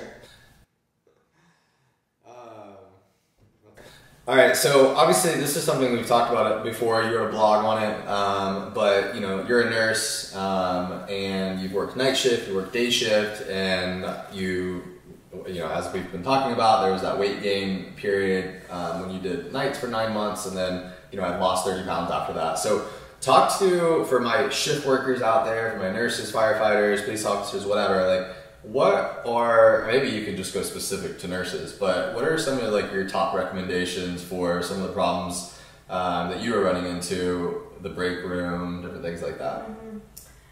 I think if whether you work nights or days, like I guess at night just don't board eat. That's like that's the number one thing. Like, because nights you have more time to eat. Like I think the problem at night is that you have more time, like too much time. Yeah. So during the day you don't have enough time, so those are the two issues. But like to solve both those problems, like just be prepared. So like if you work nights, like just come with like so many like healthy snacks that like, I mean, because I was the one who's bringing the bad food, like essentially, like even though like we would have like all the parties, like all the nurses would bring like their stuff, like on those nights, yeah, I would probably have caved and eaten like a few bad things, but like at the end of the day, the majority of the nights I worked, it was me supplying my own food. So like it was either that I didn't bring enough and I was eating like, because like at the hospital we have like cereal, soup, like cheese and crackers for the patients, then I would just eat like shit ton of that, which is not good. Like I just wasn't prepared, or I was like just choosing to not bring good food for myself. So like just be prepared on both shifts, but like during the day, like the problem is you don't really have enough time to eat. Like sometimes the shift is literally so busy that like I eat lunch at like 4 p.m. So I don't know how strict y'all's shift worker jobs are, but like at our hospital, like it's not recommended to eat at the nurse's station, but you're definitely like allowed, like we don't get in trouble for it. So if you come prepared, like just bring, like, I mean, like I said, when I was pregnant, I was hungry like every hour, so I just had legit snacks on snacks, like healthy ones, you know, fruits, vegetables, I mean, any kind of healthy snack you can eat quickly. Like if you can like put a bag of it at your computer where you chart and like leave it there and, you know, like snack on it, like get up, walk, come back. So just like being prepared, like, because when you show up with nothing, that's when you're going to go down. I mean, cafeterias at the hospital are the worst. I mean, there's healthy options. Like, I wouldn't say there's healthy meal options, but there's healthy snack options. But like, you're obviously not going to snack all day when you're working. Like, you're going to want to eat like a meal. So if you're not prepared, you're going to go down to the cafeteria and you're going to get like the Chick-fil-A sandwiches that they have, or like, you know, French fries, or, you know, whatever else. So just come prepared. And then, because when you're not, that's when you're going to walk in the break room and patients drop off, you know, like bundt cakes and cookies and all the things. Holidays are the absolute worst because patients love us, which is really sweet, but the break room is like stacked with holiday treats, cakes, cookies, I don't know, tips treats, all the things. So I mean, that just makes me think, how do you navigate through that now, though? Like, I mean, all of those things are still there. All of those things still happen. I think you just eat one. Like, I mean, you let yourself eat it. I mean, you're literally, like, if I wear my Apple Watch to work, I walk, like, 6 miles on a slow day at work. Getting in a lot of steps, like 12 to 15,000 probably on average at my job. So, like, if you come prepared and, like, the majority of what you're eating is good for you, but, like, say you have, like, carrots left, but someone just dropped off cookies, like, just eat one. Like, I think you should. I do. Like, yeah. Like, if there's something in there, I will eat it. Like, I just have, like, versus, like, eating 5 and eating 1, like, that's the game changer for sure. And, like, if you come prepared and you've been eating, like, good stuff all day, you're not going to be that hungry anyway. So if you, like, I mean, it's easy to say that, right? I mean, just eat one. But what about for the people that they try that and then they go back for another and another and another? Like, does it happen to you where you have that craving again and you want another? Yeah, but I would say, like, pack something that's healthy but also sweet if it's something that you want that's sweet. Like, you know, like, I have that, like, chocolate peanut butter granola that I'll put in, like, yogurt. And so, like, if I eat that first, like, I'm not going to want 2 cookies or whatever. I mean, it's also, like, this is what I think, some people just don't care. But I'm like, I need to be respectful. Like, there's day shift and night shift. Like, I don't want to eat 5, and then not everybody else can have one, you know, or whatever. Yeah. So, like, just think about, like, not everybody, like, let everybody else get a chance to have one too. But, like, I think you just eat 1 or 2. Like, if you have 2, whatever, it's not the end of the world. But, like, if you come prepared, I think that if you actually come prepared and you're honest with yourself, then you're not going to eat more than 1. I mean. Well, and I think too, I mean, it's just perspective of, like, you're only at the hospital 3 days, and you're at home 4 days. So the majority of the week, you're not in that setting, but yet that's still the excuse. So it's like, of course, you have to prepare and set yourself up for success at work, but, you know, I think a lot of people fall into the trap of, like, you know, blaming a certain thing and not acting outside of that time frame. Like, hey, that's 3 days of work that I have, but on these other 4 days, I could really try to dial things in. Yeah, because I would say, like, when I was pregnant, I probably ate better and healthier at work. Because I was prepared, I had my food. Like, when I'm off, I sleep in and wake up till 11. Like, you know, like, I'd go get a Starbucks and I would get, like, a bagel. Like, I mean, I was, like, prepared. I had my food packed, so I had no other choice than what to eat what I had already packed. Yeah. And one thing I thought was really interesting too is you, after gaining the weight from, you know, working night shift, and then when you went to go and lose weight, you know, a lot of people think that they need to log their food on MyFitnessPal, they need to track food, and I agree. I mean, it's a great tool that can really create a lot of awareness in your life, but you actually didn't even do that. Like, you lost 20, 30 pounds and didn't even log your food or track your food during that time. There was a few check-ins and, like, a few assessment periods just to see where you were at, but it was so much more about how do I build my day rather than, hey, let me log my food on MyFitnessPal all day, and at the end of the day, oh, I'm low on this or high on that, you know? Because that's just a whole nother stressor. Like, a lot of people start there, and really maybe they could make that, like, step 2, right? And focus more on just simply preparing for their work shift. Like, maybe that's step 1. Yeah. I think it also depends on what your goal, like, or what your problem was to begin with, because, like, my problem was overeating. So, like, I think that I wasn't necessarily tracking to make sure I was eating enough. Like, we already knew I was eating enough. Yeah. Like, I wasn't, like, trying to come back from, like, starving myself. I mean, I did do that in the past, but I got fat from eating too much. A lot. I was probably eating, like, 2,500 to 3,000 calories a day, probably, which is a lot for a little girl. But you were CrossFitting and you're putting on all that muscle. Yeah, man. I thought I was earning my calories for sure. But also, yeah, I mean, in alcohol, that's a huge thing for me too. Like, my body just does not like it. Some people's are cool with it, but I can literally have like 3 drinks and I like immediately, like, my stomach is like bloated, like my pants like feel tighter immediately. Like, it affects me more than any kind of food does, I think, in my opinion. Yeah, we've experimented with a whole bunch of different alcohols as well. Like, does it do that with you with wine and tequila and all these different drinks? I think too much of any of it. Yeah. Like, 1 drink is good, but like after that, no. Like, I think any of it affects me for sure. Yeah. But I think it depends on what your goals are. But like, I hate my fitness pal so much. Like, I hate it with passion. Yeah, me too. My fitness pal sucks. But yeah, for nurses, like, just, you gotta be prepared. I mean, if you're prepared, then you're gonna be fine. So and like, I'm sorry, go ahead. just the biggest mistake you can make during day shift is not eating enough. Like, I've told you so many times, like, I literally didn't have time to eat today. And you're like, there's no way that's true. And I'm like, no, I swear to God, that's true. Yeah. But like, I mean, I didn't have time to eat my lunch, but like, if you packed all those snacks, at least I was eating those at the desk and like did not eat absolutely anything throughout the day. But like, that's the biggest mistake during day shift, is like just not eating at all. And then once, like, you know, like once you do eat, you're so hungry that you don't even care like what you're eating. Just ravenous. If there's like cookies in the break room, if I hadn't eaten all day, I could have a perfectly good meal to heat up in the microwave. But if I don't have a second to heat it up, like, I'm gonna grab like 2 cookies and go. Like, it just is what it is. Well, and I think a big piece with that is like, you really, you know, even if you're not much of a breakfast person, like waking up 30 minutes earlier, you know, and it might not happen every single night, but making sure you actually eat breakfast at home, which, to be honest, it's probably going to put you in a much better place in terms of like just a good mindset going into work. I mean, if you're sitting here, you wake up a little late, you're rushed out the door, you don't even get to get ready, you grab something quick from Starbucks, you spill your coffee on your pants, and then you walk into work. Like, that is such a hectic morning. You just describe my life.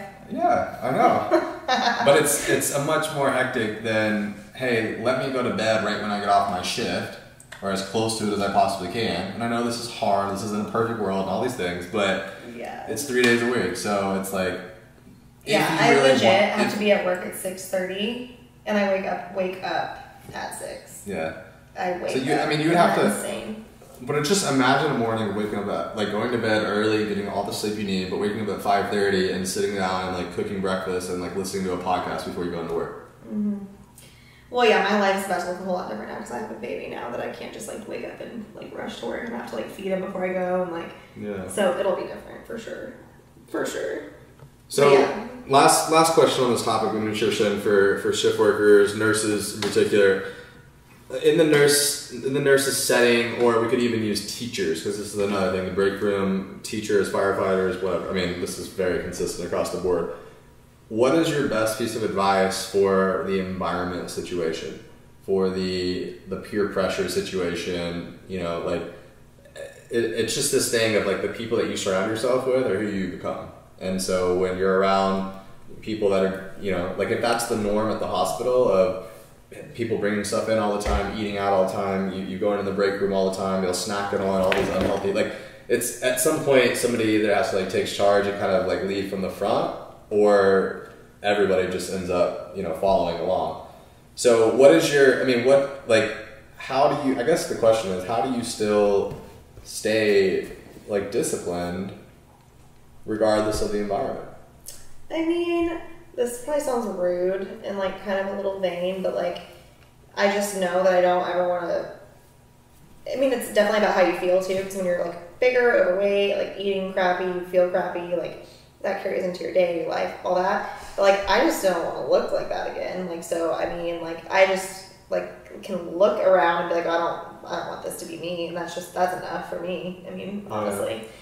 Is there any, is any of it though, the fact that you, I mean, this is something I think about all the time, is any of it though that you're a nurse, and this is something that we were talking about on a previous podcast, but it was a police officer, and you know, she talked about like one of her utmost duties in life is to make sure that she is fit for service. Yeah.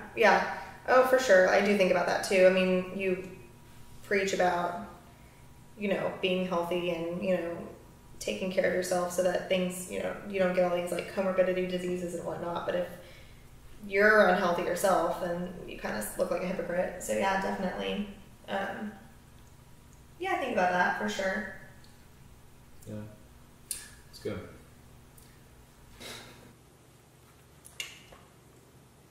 That was a horrible ending. For sure. That's awesome. So what, like, if somebody was to come to you, and obviously every last pregnancy is completely different, everybody has their own experience, but if you had somebody that came to you, and we know this has happened recently because we have a lot of friends that are pregnant right now, if they asked for advice and knowing what you went through kind of in the beginning, kind of taking all these different pieces of advice that people were throwing at you, like, how would you go about that? Would you offer up advice, or would you say you just kind of need to experience your own journey? I mean, if it's something like super black and white, like, shit, can I drink coffee? I'd be like, I mean, girl, you're fine. Like, you can drink coffee. But if it's like should I be gaining this much weight? Like, like you said, every pregnancy is different. So, like, just, like, listen to your body and do what you feel is best, and, like, obviously, like, just take the advice of your, like, provider and nobody else, really. I mean, just take one person's advice and just go with it, like you said. Decide what you're going to do and just do it without, like, hesitation, because there's always going to be somebody that tells you, like, you probably shouldn't do that or whatever. But, yeah, just, like, do you, I would say, because, like... Do you, boo? Yeah. And, like, it's easier to say, like, to not worry about, like, there's some people that just, like, blow up without, like, they're doing all the right things, like, they're eating healthy, like, whatever, and they're just, like, getting big. And, like, sometimes you just can't help it. And it's easy to say because I didn't, so, I mean, I'm sure that it's, like, harder when it's actually happening to you. But, like, I mean, that could have easily been me, and I could have been really hard on myself, too. But, like, at the end of the day, like, you only have control over what you have control over. So, I mean, or if you feel like crap and all you can eat is Pop-Tarts and whatever, and you're blowing up, like, I mean... It is what it is. Like, you gotta just... You can't beat yourself up. I mean, I think for you, like, through that first 20 weeks, like, it was what it was. Like, there's nothing you could really do about it. And I think, after, like, reaching week 21, like, you started feeling better. And then it's different. I think that shift allowed you to happen. I mean, if you would have felt like crap through 9 months of pregnancy, like, you would have ate Pop-Tarts through 9 months of pregnancy. I mean, it is what it is. But, like, I guess... You tried a lot of different things, like with, like, the chast, what is it called, the Vitex Bear or whatever. Just list out everything that you, like, did and tried, and then was there anything that you actually thought legitimately worked? Yeah, I think it all kind of worked a little bit. I mean, all these things that they tell you to try pretty much are supposed to soften your cervix to help get you ready for labor. So, like when you go in for your 36-week check, your doctor will check your cervix and tell you, like, oh, you're 1 centimeter dilated and, like, your cervix is, like, 30%. It's called effaced, but, like, thin or whatever. So, like, to actually have a baby, it has to be 100% thin. And so it can start thinning out, like, before you go into labor. So, like, all the things I did, so I was putting, like, evening primrose oil. It's a pill. I was, like, poking a hole in it, and it's oil that, like, leaks out of the pill, and, like, shoving it up into my cervix, and that's supposed to make your cervix thin. I was eating Kai's bars, like, every day because they have dates in them, and they say to eat dates. What else? It's supposed to thin your cervix. Oh, I mean, if you have sex. So obviously we're doing that. We didn't do that. That's supposed to make your cervix thin. What else? Bouncing on a ball. I had a yoga ball that I would bounce on for, like, about an hour a day. Oh, that was, like, the best thing ever. Like, for those of you who are watching this right now, like, I'm literally, like, sitting on the couch at night, and she's just over here on this physio ball, and, like, look over and just, like, bouncing up and down the whole entire time. Yep, and then I would do, like, jumping squats, and just dumb stuff. Spicy food, that's supposed to, so... I was literally just waiting for you to pull a hamstring, because you would just, like, randomly start doing jumping squats, like, no warm-up. I'm like, yep. Oh, she pulls her hamstring, I'm gonna, like, laugh. I definitely did. So all those things are supposed to help thin your cervix. Some stuff that's supposed to actually start contractions are spicy foods, so I was eating, like, sriracha and everything from, like, 38 weeks on, like, just the spiciest of spicy food. Stimulating your nipples. So I legit was, like, hooking up my breast pump and, like, trying to pump to, like, get the contractions going.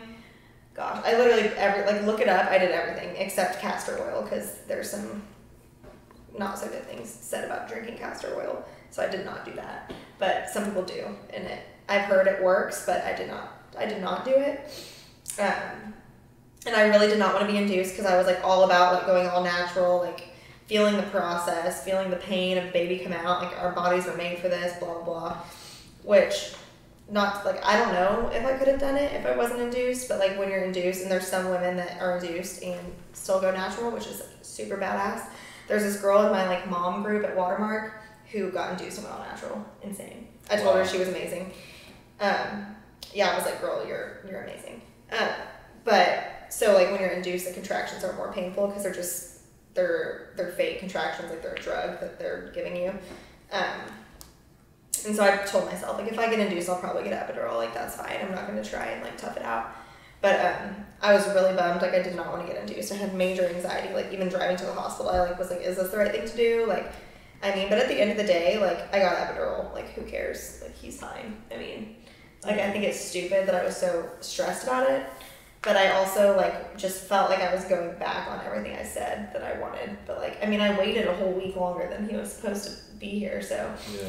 And I could have waited a little bit longer, except I was thinking about, like, my maternity leave. I stopped working a week before his due date. Mm-hmm. So I was already 2 weeks into my maternity leave. If I would have waited longer, then I would have been 3 weeks in without even a baby here, like, wasting time without a baby.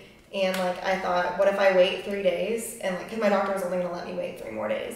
If I wait 3 more days, it's, like, a 50-50 chance that I go into labor on my own. And if I don't, it's still going to end up in the same, like, scenario. Like, and, like, what's the worst thing that happens when I get induced? Like, okay, I get epidural. Well, the worst thing, because induction increases your C-section rate by, like, 40% or something. So, like, that's what I did not want, was a C-section. So, I mean, I was anxious about that. I don't know. I felt guilty, but you know what? I was like, you know, I prayed about it. I said, this is the best thing. So, and he's great. Well, I mean, I think that's a lot of moms, right? Or it could be anything, but it's like we try to have this perfect plan for our life, and, you know, it's just, it is what it is. Like, you can, like, do all the planning that you want, but, you know, it's going to be carried out however it was meant to be, and I don't think guilting yourself and shaming yourself and stressing out about, you know, what could have been or whatever, like, you can just do the best that you can, and that's all you can do. Yeah. So what are the best 5 purchases that you've made thus far for Josiah? People are going to like this. Rock and Play. The Rock and Play guys. I've heard from tons of moms too that that's what their baby has slept in, and that is legit what he sleeps in. Like, the Rock and Play is amazing. It's literally like $40. I think you can get like a nicer one that's like $60 or $70, but it's really not that expensive. It's Fisher Price. You can get it at Target, Amazon, whatever. Like, and for some reason, babies like to sleep in it. So that, phenomenal. Gosh, what else? The nose thing. The Nose Frida, which I'm sure all moms are gonna get gifted. I got like 4 of them from all my showers and stuff, and I was like, oh my gosh, I'm gonna have to take some of these back. But actually, I'm going to keep one in the diaper bag. I have one out here, and I'm going to give one to my mom, like one to your mom or something, because they're so great. It's like a suction to suction all the boogers out of their nose. What else do I really like? I think our car seat and stroller are like the way that it goes in the car, like the way the car seat goes into the stroller, like it's just super user-friendly. What is that car seat and stroller? It's the Uppa Baby brand. It's super expensive, so I get it if y'all are like, this is crazy. But it's worth it. They're like super bougie, but they're worth it. I actually had anxiety about buying the stroller because it was so expensive. And my parents actually gave us the money for Christmas to buy the stroller. And I kept telling Justin, like, man, I keep going to buy the stroller, but I can't press, like, checkout because it gives me anxiety. He was like, buy it already. I was like, okay, fine. Like, and I had to buy that stroller brand because the car seat brand like matches it, and we already had the car seat, so I was like, I gotta buy it. But I love it. What else? That's 1, 2, 3, 4. And then like a white noise sound maker. Like, you need one, and it's like the one we have, Hatch a Baby, and it has like a nightlight on it. It has so many different settings for like rain noises. Like, it has lullaby songs. It has like thunder, like whatever, any kind of noise you want. I like the swaddles that we use. They're just like, literally, you can get them at Target. They're called Swaddle Me, and they're so easy. Like, I mean, because the way that they'll do it in the hospitals, they'll use like like a blanket and you have to like fold it all certain kinds of ways, and like this one like he can do, which is kind of great. So easy, a caveman can do it. It's really easy, but it's kind of sad because he's starting to kind of like, they're kind of like a little too small, like they're going to be too small soon for him, so that's sad.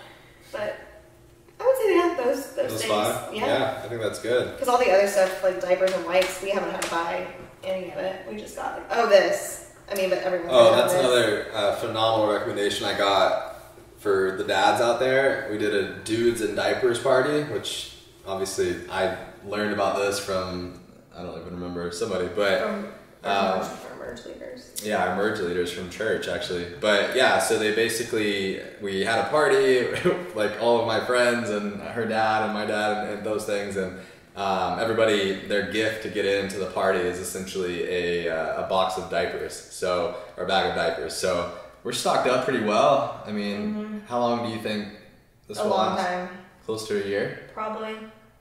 So have a dudes and diapers party, order pizza, beer, that's what they get, and then everybody's entry fee is a box of diapers. So which is easy for guys because literally it's not hard to go buy a box. Yeah, and all types of sizes too. So highly recommend that. But we've been going for quite some time now.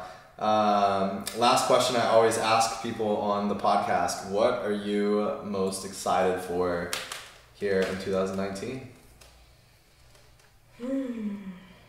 Oh gosh, I guess most excited, just like see him, like watch him grow up, but I think Christmas is gonna be so fun because you love Christmas. Yeah. And so I'm like super pumped to do like all the Christmas things, even though he's gonna be not even a year yet, he'll be 10 months, but like I feel like 10-month-olds can do a little bit more than like super little babies. Like he'll be able to like open some gifts, like his own, and like I think it'll be fun to do like the elf thing, even though he'll have no idea what that is yet. Elf on the shelf. Yeah, and just like all the Christmas stuff, because you love, I love Christmas too, but like just the holidays with him, I guess. I'm super excited about. Yeah, I'm excited for that too.